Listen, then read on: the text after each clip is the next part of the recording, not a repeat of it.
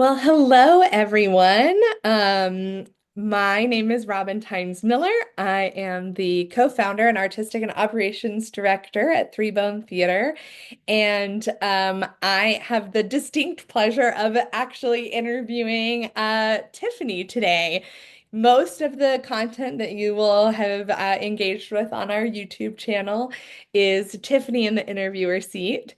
And we thought that it would be a nice change of pace to have, while we're in between shows right now, to have Tiffany share a little bit about what she does here as our education manager and about some of the work she does. So, hi, Tiffany.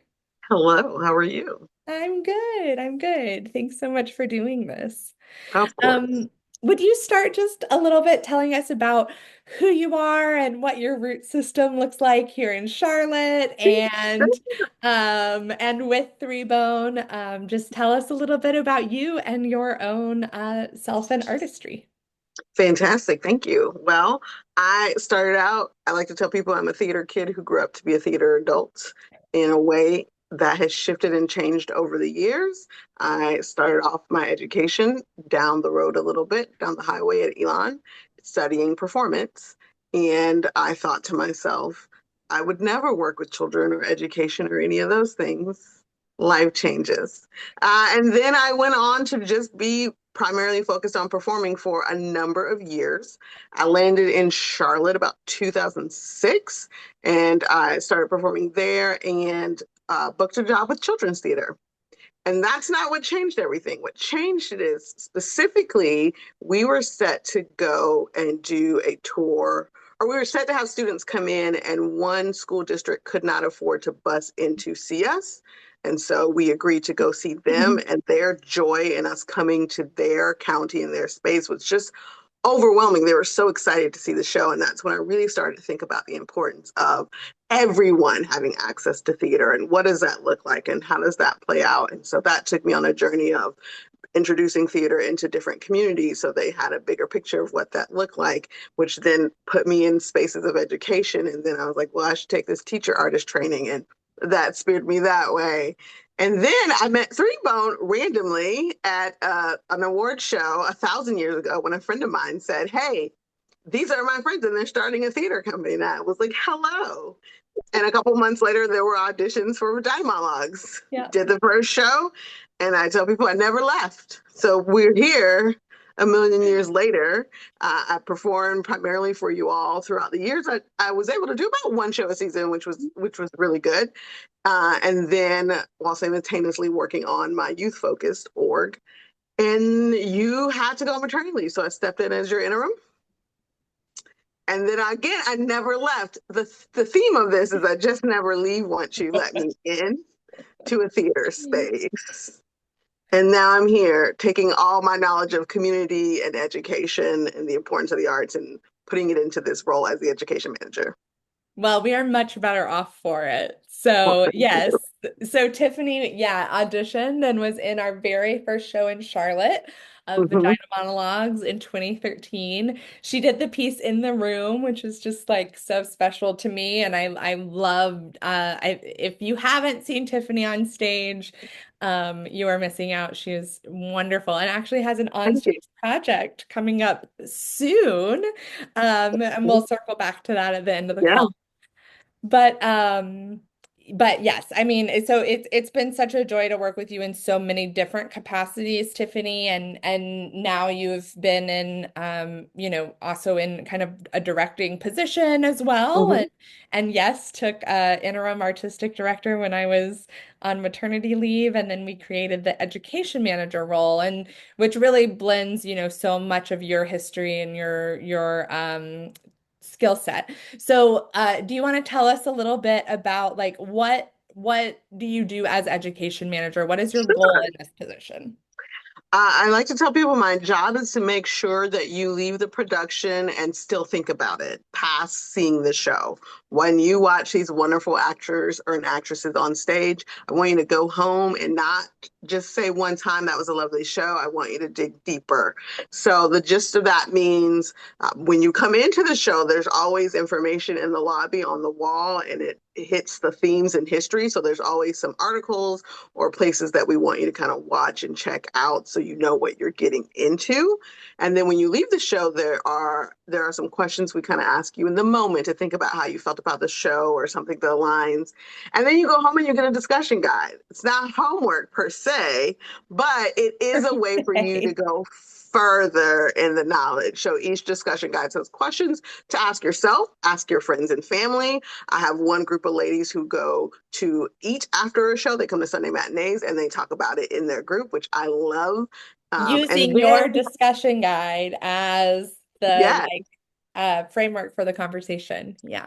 and then there's always a written piece in there by someone within the community that we're talking about in our show. And then I get to research and find movies and books and other things that you can watch to lean into the subject. I am also responsible for our talkback. So if you're on YouTube, you see me talking to a few people on here, but then we have a longer talkback each show, usually on our matinees. There's one talkback post show that you can ask questions of myself, our community partners, and sometimes the actors.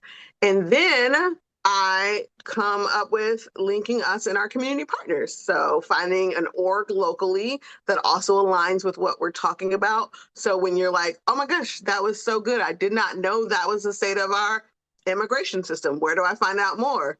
Lucky for you, I found you a community partner where you can go find out more, or a community partner where you can go volunteer because you know they need your time. So that is a big piece of what I do. I love that. Yes. And pardon the barking dog.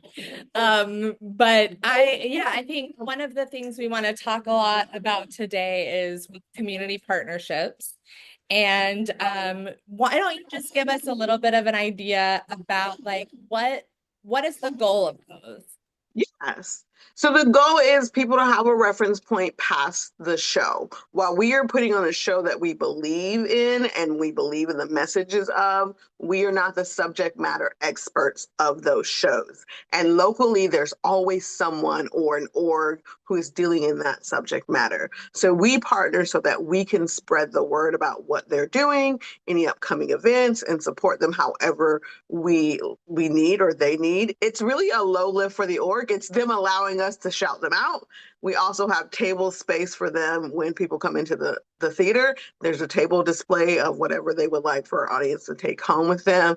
And then we ask for some cross promotion on socials. But it's a low lift in a way of what we need from them. Mainly, we just need their consent to tell the world that they exist and this is how our audiences can plug in. Absolutely. Yeah. So I think it's, we started doing this actually with I think with vagina monologues.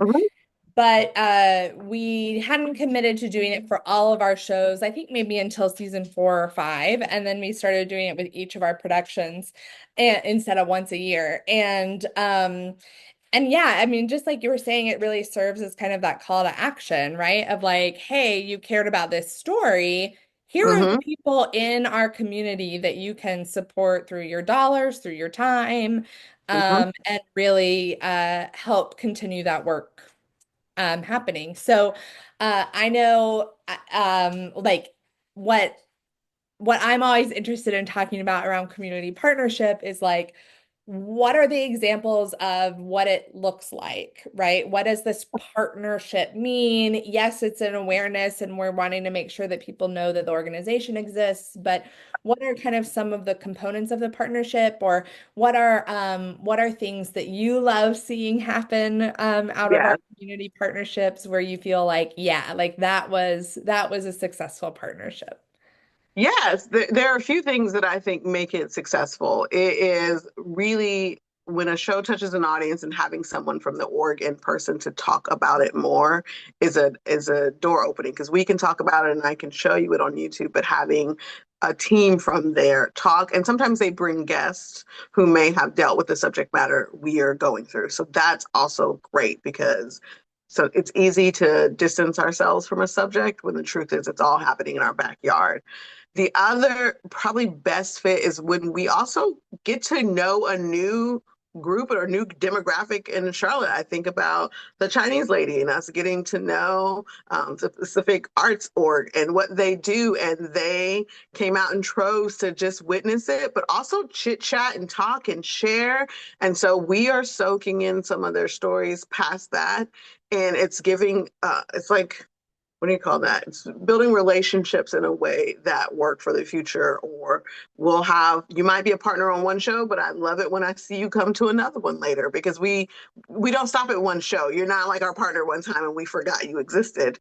No, we we want to know what you're up to. We want to know if there's a way we can still engage post show. We just had Ron McDonald House and a couple of volunteers, and I went and did a craft night with them, which was kind of fun to sit and talk to the children. And we did Mary Jane, where we're talking about a mother on her journey. And I got to sit with a mother who told me a lot about her baby and what her baby was going through. And it was like our very own Mary Jane was right next to me, crafting away and just sharing time. And so we get those beautiful moments where we are building community well past the moment where you left the theater. And we don't want to keep that for ourselves. We want our audiences to also be able to build. And it takes a village. And so in order for Charlotte, the city, to thrive, we all have to build these connections and figure out how to be there for our neighbors. And there's so many orgs out there who are spreading the message of what we're talking about. And when we build community with them, we build a stronger city.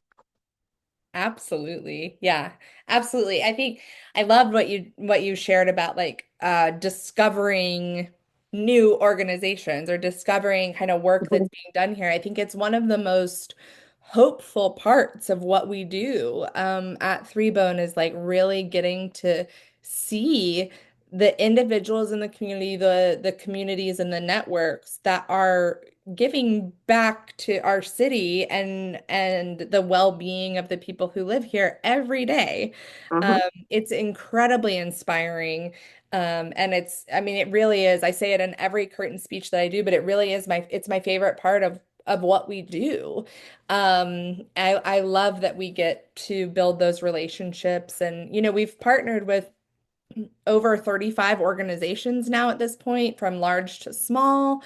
Mhm. Um, shout out to anybody who is listening. We would love if you are interested in becoming a community partner, please reach out to Tiffany at threebonetheater.com.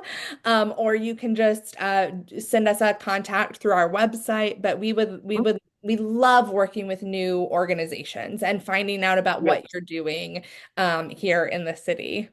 And I want to stress, as you're making this invitation call, you do not have to be too big. We love getting to know some of our nuanced, smaller orgs too. So if you're watching this and you think, oh, but we're smaller, we're in our infancy, that doesn't matter.